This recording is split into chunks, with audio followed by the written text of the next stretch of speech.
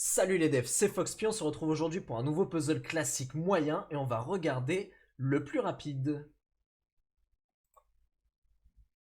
L'énoncé est le suivant et il est très concis. On va nous donner une liste de temps qui ont été effectués par des coureurs de marathon et il faudra donner tout simplement celui qui a été le plus rapide, donc celui qui a mis le moins de temps à effectuer son marathon.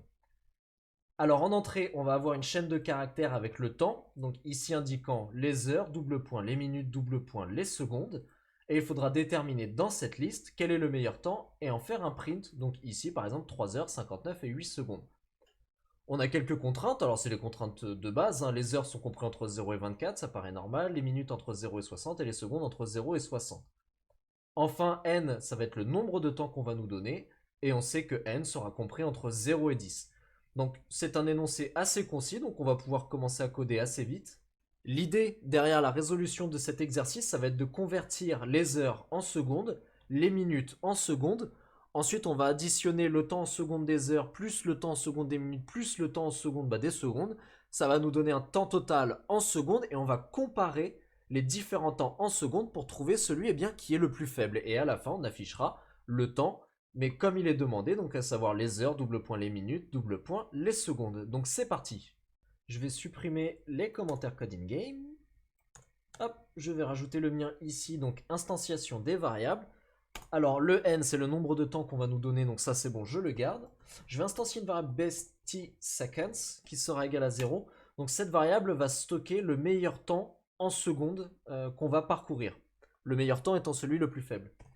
Best, ça sera le meilleur temps, mais sous sa forme en chaîne de caractères, donc sous la forme dans laquelle on doit le donner en sortie. Donc ensuite on a notre boucle, et à chaque tour de boucle, on nous donne un temps dans la variable t. Alors, je vais mettre un petit commentaire. Donc ici, on convertit le temps t en secondes. Alors, tout d'abord, je vais instancier une variable que j'appelle tseconds, et on va faire un split sur t des doubles points. Donc ça va me créer une liste qui contiendra finalement trois éléments. L'élément à l'indice 0, ça sera les heures. L'élément à l'indice 1, ça sera les minutes. Et l'élément à l'indice 2, ça sera les secondes. Et donc, tseconds, maintenant, c'est le temps en secondes actuel pour le temps t qui nous est donné. Eh bien, je vais faire un petit calcul. Donc, c'est int de tseconds de 0, tac, fois 3600. Donc, rappelez-vous, à l'indice 0, on a les heures. Et dans une heure, il y a 3600 secondes. Donc là, je fais un int sur tseconds de 0, puisque c'est une chaîne de caractères pour le moment. Et je le multiplie par 3600. Ensuite, il faut qu'on s'attaque aux minutes. Donc, int de tseconds de l'indice 1. Les minutes sont à l'indice 1 de ma variable tseconds. Et je vais multiplier par 60. Et enfin, je vais récupérer les secondes, donc tseconds de 2. Donc voilà. Maintenant, il nous reste une condition, c'est savoir si le temps là qui nous est donné en secondes est meilleur que le meilleur temps qu'on a déjà enregistré ou non. Donc pour ça, première condition, si i est égal à 0, donc si c'est un premier tour de boucle, eh bien on va enregistrer un temps. Ou si le temps actuel est meilleur que le meilleur temps qu'on a rencontré jusque-là, donc if tseconds inférieur à best tseconds, à ce moment-là, on change best tseconds qui sera égal à tseconds et best t sera égal à t.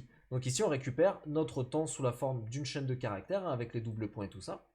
Et là, on le récupère en secondes. Ça permettra ensuite, dans les tours de boucle suivants, de continuer les comparaisons jusqu'à trouver le meilleur temps. Et donc, enfin, dans le print final, on affiche best t, donc le meilleur temps. Lançons les tests. Alors, une supported operand, hop, et oui, j'ai oublié le int ici. Là, ça devrait passer. Voilà. Donc tout est au vert, on va soumettre le code. Et c'est un 100%, l'exercice est résolu. On va regarder le code de la communauté, j'ai sélectionné le code de CVXFoo. Alors, un code super concis. Donc ici, il récupère n qui est le nombre de temps qui vont nous être donnés. M qui est égal à 99 99 et là for i in range n, m égale au minimum entre m et l'input et il fait un print de m. Alors je sais pas si ça paraît clair comme ça, donc ce que j'ai fait, tac, c'est que j'ai préparé son code copié avec quelques prints. Et je vais vous donner un exemple avec le premier test ici. Donc, on a m qui est égal à 99, double point 99, double point 99. On rentre dans la boucle. On nous donne le premier input t, donc je l'affiche ici. Et ce premier input, c'est 10h, 15 et 46 secondes. Là, ici, il va être comparé les deux chaînes de caractères 10, 15, 46 et 99, 99, 99. Donc là, ça va comparer caractère par caractère. Est-ce que la valeur en chaîne de caractères de 1 est inférieure à la valeur de 9? Eh bien oui, ça n'ira pas plus loin. Tout simplement, on considère que 10h15, 46 à ce moment-là est inférieur et donc m est égal à 10h15, 46. Deuxième tour de boucle, on nous donne 3h59, 08. Tac, donc là, il y a mon print qui l'affiche ici. Et puis ensuite, on rentre dans le min. Donc là, on va comparer 3h59,08 et 10h15. Ça va commencer par comparer les premiers caractères. Et donc là, 0 est inférieur à 1. Donc on va retenir 3h59,08. Donc tac, m maintenant est égal à 3h59,08. On remonte. Là, on arrive à 4h08. On arrive à la fonction min. Donc là, ça va comparer le 0 et le 0.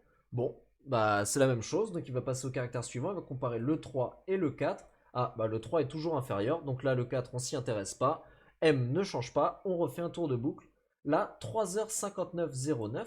Donc là, ça va comparer le 0 et le 0, le 3, le 3, le 5, le 5, le 9, le 9, le 0, le 0, le 8, le 9. Ah, là on a un caractère différent et le 8 est toujours inférieur à 9.